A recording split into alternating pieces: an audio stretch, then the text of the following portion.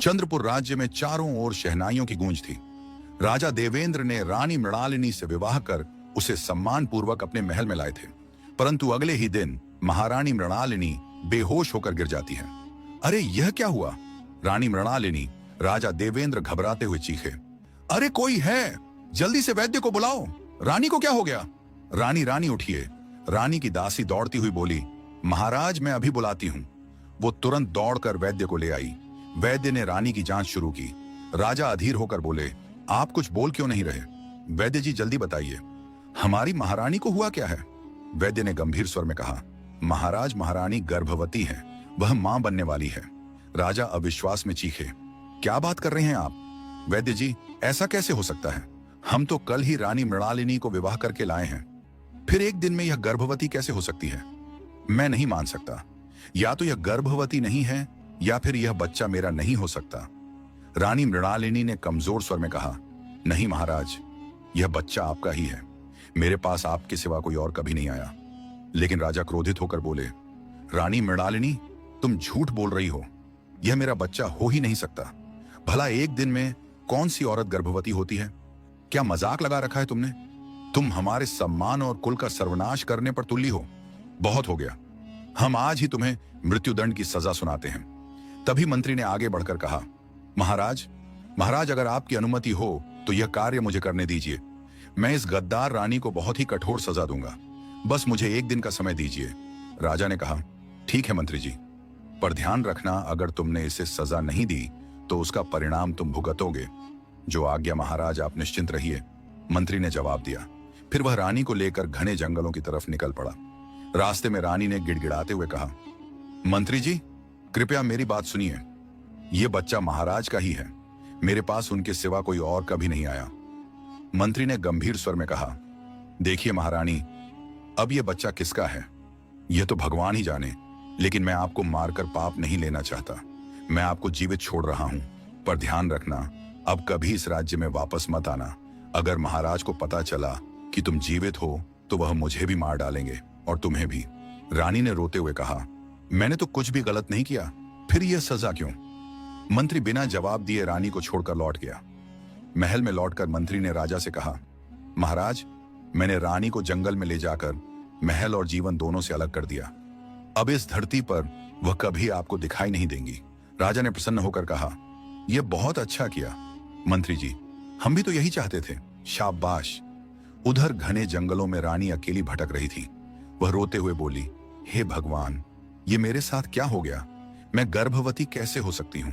मैंने तो किसी पराये पुरुष के बारे में सोचा तक नहीं। फिर यह बच्चा किसका है? अब मैं कहाँ जाऊं? किसके सहारे जीऊं? यह बच्चा लेकर तो मैं अपने गांव भी नहीं लौट सकती। वह भूखी, थकी और टूटी हुई अवस्था में आगे बढ़ती रही। तभी उसे कुछ दूरी पर एक संत दिखे। संत ने पूछा, हे पुत्री, तू इतना रो क्यों रही है? रानी ने सारी बात बताते हुए कहा, बाबा यह बच्चा किसका है?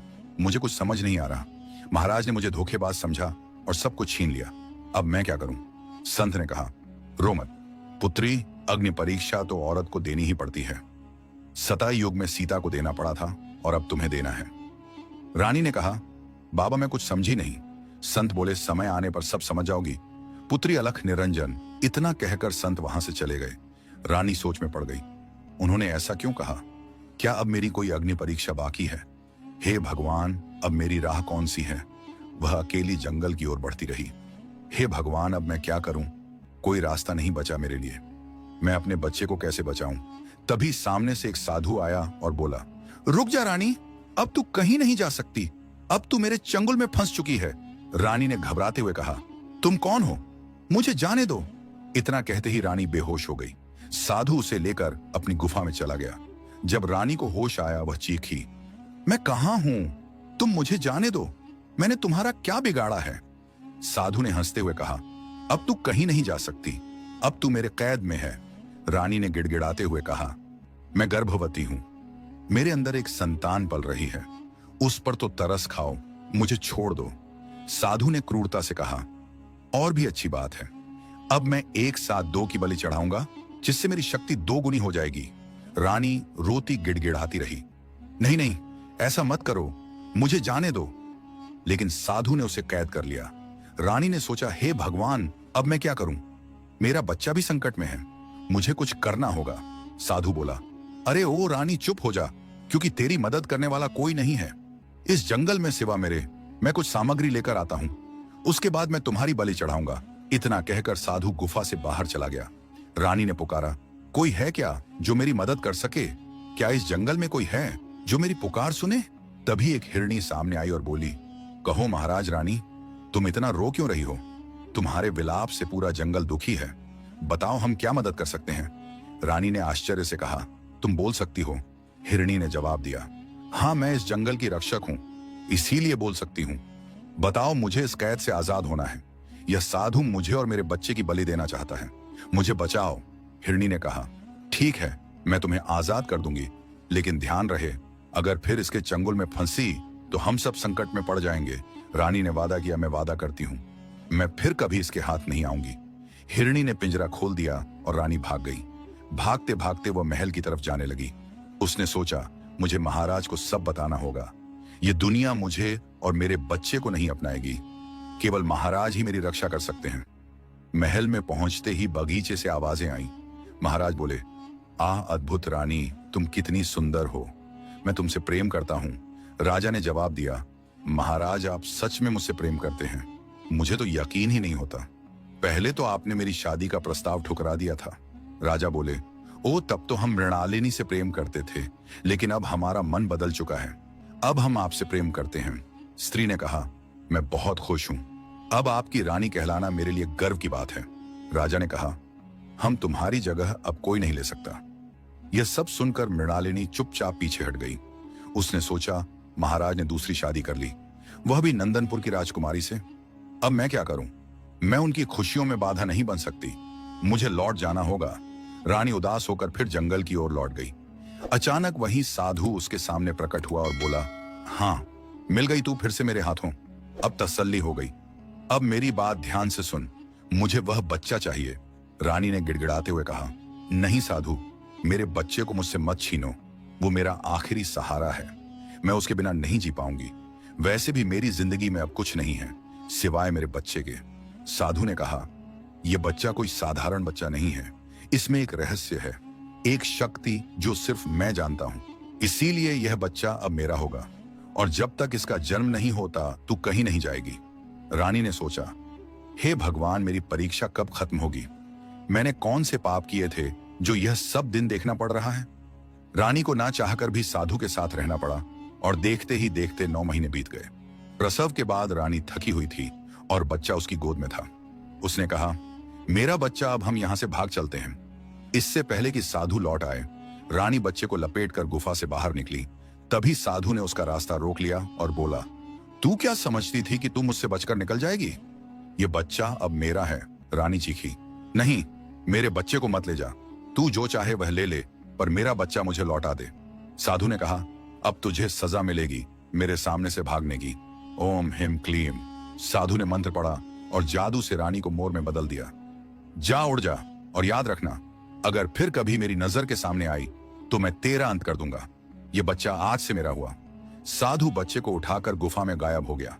रानी मोर के रूप में चीखी, कोई है, मेरी मदद करो, साधु मेरा बच्चा लेकर चला गया है, हे भगवान, मेरे लाल को बचा लो।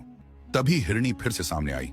रानी ने कहा, हिरणी तुम फिर से आ गई हो, मुझे बचाओ, मेरे बच्चे को बचाओ। हिरणी ने कहा, मैंने पहले कहा था जंगल में दोबारा मत आना, अब मैं तेरी मदद नहीं कर सकती। रानी ने रोते हुए कहा, मैं महल गई तो महाराज ने दूसरी शादी कर ली थी, अब मेरे लिए कोई जगह नहीं बची थी, मुझे सिर्फ मेरा बच्चा चाहिए, उसे बचा लो। हिरणी ने कहा, अब बस भगवान से प्रार्थना करो, जहां भी तुम्हारा बच्चा हो वह सुरक्षित हो, अपना ध्यान रखना। रानी इतना कहकर हिरणी चली गई। देखते देखते 3 साल बीत गए। एक दिन जंगल में एक शिकारी रामू आया। वो गा रहा था, मैं हूं शिकारी, मेरा वार नहीं जाता खाली, अब मैं करूंगा शिकार, ओए होए मैं हूं शिकारी, आज तो बढ़िया अच्छे खासे पक्षी पड़ूंगा, बाजार में इनकी कीमत भी अच्छी मिलेगी। उसने पेड़ के नीचे दाना डाल दिया और सोचा सभी पक्षी आ जाएंगे। रानी जो अब मोर थी ने सोचा, आह कई दिनों से कुछ खाया नहीं, कुछ खा लेती हूं, नहीं तो अगर मेरी तबीयत खराब हो गई फिर मैं अपने बच्चे को कैसे ढूंढूंगी? मुझे अपने बच्चे को ढूंढना है, इसके लिए कुछ तो खाना पड़ेगा। उसे बहुत सारा दाना दिखा और जैसे ही वह दाना चुनने गई वह जाल में फंस गई। वह चीखी, हे भगवान, ये क्या हो गया? मैं फंस गई। कोई है जो मेरी मदद कर सके? मुझे बचाओ। तभी कृष्ण नाम का एक आदमी वहां से गुजर रहा था। रानी ने पुकारा, तुम मेरी मदद करो, मुझे इस जाल से आजाद कर दो, मैं तुम्हारा एहसान कभी नहीं भूलूंगी। कृष्ण ने सोचा, इतने घने जंगलों में यह मदद की गुहार किसकी है? वह आसपास देखने लगा, लेकिन कोई नहीं दिखा। रानी ने फिर पुकारा, यहां देखो, मैं इस जाल में फंसी हूं, मुझे आजाद कर दो। कृष्ण ने आश्चर्य से कहा, अरे तू तो एक मोर होकर बोल सकती है, तू साधारण नहीं लगती। ये बता, मुझे बदले में क्या मिलेगा?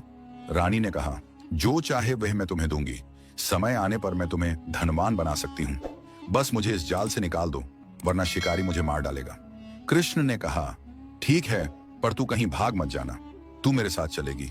रानी ने सहमति दी, हाँ मैं चलूंगी। कृष्ण ने जाल खोल दिया और मोर को एक थैली में बंद कर लिया। उसने सोचा, हाँ मुझे इंतजार क्यों करना, राजा को दिखाऊंगा, अच्छा इनाम मिल जाएगा। रानी ने पूछा, तुम ये रास्ता क्यों ले रहे हो, महल की ओर क्यों जा रहे हो? कृष्ण ने जवाब दिया, मेरा घर महल के बाहर है, झोपड़ी में, इसीलिए मैं इस रास्ते से जा रहा हूं, तुम थोड़ी देर आराम कर लो। वह मन ही मन सोच रहा था, अगर इसे पता चल गया कि मैं इसे बेचने जा रहा हूं तो यह भाग जाएगी। रानी ने सोचा, नहीं, मुझे किसी तरह जल्दी से महल जाना होगा। कृष्ण महल के गेट पर पहुंचा। सैनिकों ने रोका, कहां जा रहे हो? रुको, कृष्ण बोला, महाराज के लिए एक तोहफा लेकर आया हूं। सैनिक ने कहा, महाराज किसी अजनबी से तोहफा नहीं लेते, चलो जाओ यहां से। कृष्ण ने आग्रह किया, अरे ऐसे कैसे, मुझे एक बार महाराज से मिलने दो, यह तोहफा ऐसा है कि महाराज इनकार नहीं कर सकते, उनसे बोलना। मेरे पास एक बोलने वाला मोर है। सैनिक ने कहा, ओहो, फिर तो यह नायाब तोहफा होगा, जाओ, शायद महाराज को पसंद आ जाए। कृष्ण अंदर गया और महाराज से बोला, महाराज की जय हो, मेरी कोई समस्या नहीं है, बल्कि मैं आपके लिए एक बोलने वाला मोर लेकर आया हूं, आपको यह तोहफा बहुत पसंद आएगा। रानी ने सोचा, हे भगवान, यह तो मुझे ही मेरे पति के पास बेचने आया है, अब मैं क्या करूं? कहीं महाराज मुझे पहचान ना ले, ऊपर वाले मेरी रक्षा करना। राजा ने प्रसन्न होकर कहा, वाह, यह तो सच में नायाब तोहफा लग रहा है, बोलो क्या चाहिए तुम्हें इसके बदले? कृष्ण ने कहा, महाराज अगर आप कुछ धन दे देते तो हमारा गुजर बसर अच्छे से हो जाता, क्योंकि मेरे घर की आर्थिक स्थिति ठीक नहीं है। राजा ने कहा, समझ गया, तुम्हें इनाम दिया जाएगा, अब से यह मोर हमारा हुआ। कृष्ण ने कहा, धन्यवाद। महाराज राजा ने मोर को देखकर कहा, यह मोर तो वाकई बहुत सुंदर है, चलो मोर, अब कुछ बोलकर दिखाओ, हम कब से तुम्हारी वाणी सुनने का इंतजार कर रहे हैं। रानी चुप रही। राजा ने कहा, अरे कुछ तो बोलो, घबराओ मत, शायद मालिक बदलने से थोड़ा घबरा रही होगी। चलो अब मैं तुम्हें अपनी नई रानी से मिलवाता हूं, वह तुम्हें देखकर खुश हो जाएंगी। राजा मोर को लेकर नई रानी के पास गए और बोले, महारानी, हमारे दिल की मलिका जरा देखिए, हम आपके लिए तोहफा लेकर आए हैं, बताइए कैसा लगा? नई रानी ने कहा, महाराज ये तो एक मोर है। राजा ने कहा, इसे मामूली मोर समझने की गलती ना करिए, ये एक बोलने वाला मोर है, आप जो कहेंगी वह बोलेगा, आपका मन लगा रहेगा इसके साथ। नई रानी ने कहा, सच में महाराज, आप मुझसे कितना प्रेम करते हैं। राजा ने मोर से कहा, अब तो कुछ बोलो, कब से तुम्हारी आवाज सुनने के लिए तरस रहे हैं। रानी ने मोर के रूप में कहा, मुझे जाने दीजिए, मेरा बच्चा मुश्किल में है, मैं यहां नहीं रह सकती। राजा ने कहा, नहीं नहीं, अब तुम यहीं रहोगी, हमने तुम्हें पैसे देकर खरीदा है, अब तुम हमारी रानी के साथ रहोगी और उनका मनोरंजन करोगी। रानी ने फिर कहा, महाराज कृपया मुझे जाने दीजिए। राजा ने कहा, अरे तुम हमसे डर क्यों रही हो? रानी ने सोचा, अगर आपको पता चल गया कि मैं वही हूं तो मैं आपको बता दूं, मैं आपकी पहली पत्नी हूं और अभी जिंदा हूं, आप मुझे और मेरे मंत्री को मार डालेंगे। वह उड़ने की कोशिश करती, लेकिन राजा ने उसे पकड़कर पिंजरे में बंद कर दिया। दिन बीतते गए, राजा को धीरे धीरे उस मोर से लगाव होने लगा। एक दिन राजा उदास बैठा था। मोर ने पूछा, क्या हुआ महाराज, आप आज इतने उदास क्यों हैं? तो राजा ने कहा, नूर क्या कहें, हम तुमसे दिल की बात कहते हैं, सही बताएं तो हमारी जिंदगी में अब कोई खुशी नहीं है, हम बस दिखावा करते रहते हैं। हंसाने का सही कहें तो हम अपनी पहली पत्नी से बहुत प्रेम करते थे, वो एक गरीब लड़की थी, लेकिन हमने उन्हें दिल से प्यार किया था। मोर ने पूछा, फिर क्या हुआ महाराज? राजा ने कहा, फिर एक दिन पता चला कि वो हमारे बच्चे की मां नहीं है, उनके पेट में किसी और का बच्चा है। बस उस दिन से हमारा दिल टूट गया और फिर हमने कभी शादी नहीं की। मोर ने कहा, लेकिन महाराज, मैंने तो सुना है कि आपकी दूसरी शादी भी हुई थी। राजा ने कहा, हाँ, विवाह तो किया है, पर उन्हें कभी अपने दिल में पत्नी का स्थान नहीं दिया। हमारे बीच सिर्फ एक समझ है, एक अच्छा संबंध है, एक मित्रता है। प्रजा की नजरों में वह हमारी महारानी है, पर मेरे दिल की रानी तो सिर्फ मृणालिनी ही थी और हमेशा रहेगी। हाँ, उसने हमें धोखा दिया, यह बात सच है, पर उस धोखे का घाव आज भी उतना ही गहरा है। मोर ने सोचा, महाराज, आप मुझसे कितना प्रेम करते हैं, इसका अंदाजा आपको नहीं। काश मैं आपको यकीन दिला पाती। वह बच्चा उसी प्रेम का प्रतीक है, आपका ही अंश है, पर मैं चाहकर कुछ नहीं कर सकती। राजा ने कहा, चलो बहुत हो गई दुख भरी बातें, थोड़ा सैर करके आते हैं जंगल में, मन हल्का हो जाएगा। चलो मोर। राजा मोर को लेकर जंगल की तरफ निकल पड़ा। रास्ते में वही संत मिले। संत ने कहा, देखो, प्रेम की परीक्षा अब भी जारी है, दोनों साथ होकर भी साथ नहीं है। रानी ने सोचा, यह तो वही संत है जिन्होंने मुझे आशीर्वाद दिया था। राजा ने पूछा, आप कौन हैं? संत महाराज, ये सब क्यों बोल रहे हैं? संत ने कहा, समय आ गया है सच जानने का। उन्होंने एक मंत्र पढ़ा और मोर पर राख छिड़की। मोर धीरे धीरे रानी मृणालिनी में बदल गई। राजा ने आश्चर्य से कहा, यह क्या, तुम जिंदा हो? रानी ने कहा, हाँ महाराज, मैं जिंदा हूं। 3 सालों से आपके बिना तड़प रही थी। राजा ने कहा, 3 साल से आपके बिना तड़प रही थी, लेकिन तुमने हमें धोखा दिया। मृणालिनी, वह बच्चा किसी और का था। रानी ने कहा, नहीं महाराज, मैंने किसी और से प्रेम नहीं किया, वह बच्चा आपका ही था। राजा ने कहा, अगर ऐसा है तो इसका प्रमाण दो, मैं सच जानना चाहता हूं। संत ने कहा, मैं बता सकता हूं कि वह बच्चा कौन था। इसका उत्तर तुम्हें एक गुफा में मिलेगा। वहां एक जादुई आईना होगा, लेकिन वहां तक पहुंचने के लिए तुम्हें कठिनाइयों का सामना करना होगा। राजा ने कहा, ठीक है, मैं तैयार हूं, मुझे अपने जीवन का सच जानना है। संत ने कहा, यहां से सीधे चलो, आगे एक गुफा आएगी, उसमें प्रवेश करने से पहले तुम्हें कई परीक्षाएं पास करनी होंगी। राजा गुफा की ओर बढ़ा। तभी एक बच्चे की रोने की आवाज सुनाई दी। राजा ने सोचा, यह कैसी आवाज है? इतने घने जंगल में वह आगे बढ़ा तो एक छोटा बच्चा जमीन पर बैठा रो रहा था और उसके पास एक व्यक्ति खड़ा था जो बिल्कुल राजा जैसा दिखता था। राजा ने कहा, यह क्या, तुम कौन हो? तुम बिल्कुल मेरे जैसे दिखते हो। उस व्यक्ति ने कहा, सवाल मुझसे नहीं, खुद से कर, मैं तेरा अक्स हूं। राजा ने पूछा, यह बच्चा कौन है? उसने कहा, यही तो तुझे समझना है, यह बच्चा तेरा है, तेरा ही खून है। राजा ने कहा, यह संभव नहीं है, मैं जादुई आईने के पास जा रहा हूं। उस व्यक्ति ने कहा, मूर्ख मत बन, जो छोड़ आते हैं वही हमारी सबसे बड़ी जिम्मेदारी बन जाते हैं। यह बच्चा तुझसे जुड़ा है, अगर भटक गया तो न तुझे रानी मिलेगी, न ये बच्चा, न तेरा वजूद। इतना कहकर वह व्यक्ति और बच्चा गायब हो गए। राजा ने सोचा, हे ईश्वर, यह सब क्या था? क्या सच में वह बच्चा मेरा था? मुझे गुफा तक पहुंचना होगा। तभी एक स्त्री प्रकट हुई और बोली, राजा, मुझसे विवाह कर लो। तुम्हारी दोनों रानियां मुझसे सुंदर नहीं हैं। मैं तुम्हें ऐसी संतान दूंगी जो इस दुनिया पर राज करेगा। राजा ने कहा, नहीं, मैं तुमसे विवाह नहीं कर सकता, मैं अपनी पत्नी मृणालिनी से बहुत प्रेम करता हूं। स्त्री ने कहा, मूर्ख राजा, तुम बड़ी गलती कर रहे हो। अगर मुझे अपनी पत्नी बनाओ तो तुम्हें किसी चीज की कमी नहीं होगी। राजा ने कहा, नहीं, मैं ऐसा नहीं कर सकता। स्त्री बोली, अगर तुम मुझसे विवाह नहीं करोगे तो अपनी बलि दे दो। राजा ने कहा, ठीक है, मैं अपनी बलि दे सकता हूं, पर विवाह नहीं कर सकता। तभी वह स्त्री एक अप्सरा में बदल गई और बोली, मैं बरसों पहले एक अप्सरा थी। अपने पिता की आज्ञा की अवहेलना के चलते मुझे श्राप मिला था कि जब तक मैं एक टूटे हुए हृदय वाले पुरुष का खून नहीं पीऊंगी तब तक मुक्ति नहीं मिलेगी। आज तुम्हारा खून पीकर मेरा श्राप समाप्त हुआ, अब मैं अपने लोक को लौट रही हूं। इतना कहकर अप्सरा आकाश में विलीन हो गई। राजा गुफा के द्वार तक पहुंचा। उसने सोचा, लगता है यही गुफा है, मुझे जल्दी अंदर जाना चाहिए। जैसे ही वह अंदर जाने लगा, एक आवाज आई, रुक जा राजन, मैं तुझे भीतर नहीं जाने दूंगी। जब तक तू मेरे 2 सवालों का उत्तर नहीं देता तब तक तू मेरे रहस्यों तक नहीं पहुंच सकता। राजा ने कहा, ठीक है, पूछो। आवाज ने कहा, पहली पहेली सुन, एक रत्न ऐसा जो ना धरती पर है ना आसमान में, फिर भी सभी उसे खोजते हैं। जो जिसके पास हो वो शांत, जिसके पास ना हो वो बेचैन। बताओ वो क्या है? राजा ने सोचा और कहा, सत्य। आवाज ने कहा, तेरा उत्तर तेरे इरादों से अधिक सच्चा है, अब तू भीतर जा सकता है। राजा गुफा में गया। उसने सोचा, यह गुफा तो सुनसान लग रही है, जादुई आईना कहाँ होगा? कुछ देर में वह जादुई आईने के सामने खड़ा था। उसने कहा, हे जादुई आईने, मुझे मेरी रानी का सच दिखा।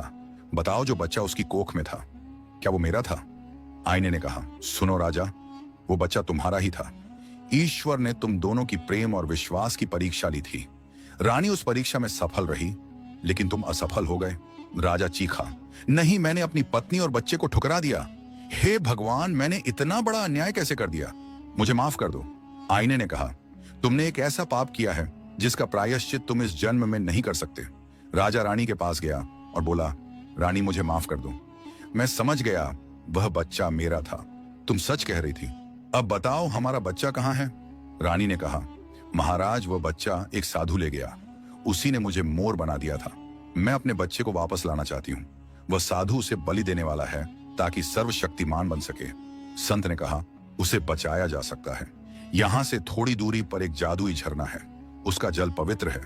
उसे साधु पर छिड़कते ही वह भस्म हो जाएगा। राजा ने कहा, धन्यवाद गुरु। संत गायब हो गए। राजा और रानी जादुई झरने की ओर भागे। वहां पहुंचकर रानी ने कहा, महाराज, अब हमें देर नहीं करनी चाहिए। दोनों ने झरने का पवित्र जल एक कलश में भरा और साधु की गुफा की ओर बढ़े। वहां बच्चा एक अग्निगोले के बीच रो रहा था। राजा चीखा, रुक जा दुष्ट! साधु, मेरे बच्चे को छोड़ दे, नहीं तो मैं तुझे जीवित नहीं छोड़ूंगा। साधु हंसा, आखिरकार तू आ गया। राजा, लेकिन अब देर हो चुकी है। मैं सर्वशक्तिमान बनूंगा। राजा ने कहा, तूने मेरी पत्नी और बेटे को बहुत कष्ट दिया। इसका दंड तुझे आज ही मिलेगा। साधु ने जादुई शक्ति से वार किया। रानी मूर्छित होकर गिर पड़ी। राजा ने उसकी छड़ी छीनकर फेंक दी और झरने का जल साधु पर डाल दिया। साधु चीखा नहीं, मेरा शरीर जलने लगा। वो भस्म हो गया। बच्चा जोर जोर से रोने लगा। राजा ने उसे गोद में लिया और रानी के पास गया। रानी, उठो, ये देखो, हमारा बेटा सही सलामत है। रानी होश में आई और बोली, मेरा बेटा, मेरा लाल। राजा ने कहा, चलो रानी, अब हम अपने राज्य लौटते हैं। तुम मेरी रानी बनकर पूरे मान सम्मान के साथ महल में रहोगी। रानी ने कहा, क्या सच में महाराज? राजा ने कहा, क्यों नहीं, तुम मेरी रानी हो और हमेशा रहोगी। महल में प्रवेश करते ही मंत्री घबराया। उसने कहा, महाराज, कृपया मुझे क्षमा कर दीजिए। मैंने महारानी को नहीं मारा था। वो गर्भवती थी। मुझे दया आ गई थी। तभी दूसरी रानी कमला आई और बोली, महाराज, मैं यह विवाह नहीं करना चाहती थी। यह रिश्ता मैंने अपने पिता के कहने पर स्वीकार किया था। आप अपनी सच्ची रानी और पुत्र के साथ सुखी रहें। मैं महल छोड़ रही हूं। वह चुपचाप चली गई। राजा, रानी, मृणालिनी और उनका पुत्र एक दूसरे की ओर देखकर मुस्कुराए। उस दिन के बाद महल में फिर कभी कोई भ्रम नहीं रहा। केवल सच्चा प्रेम और विश्वास था।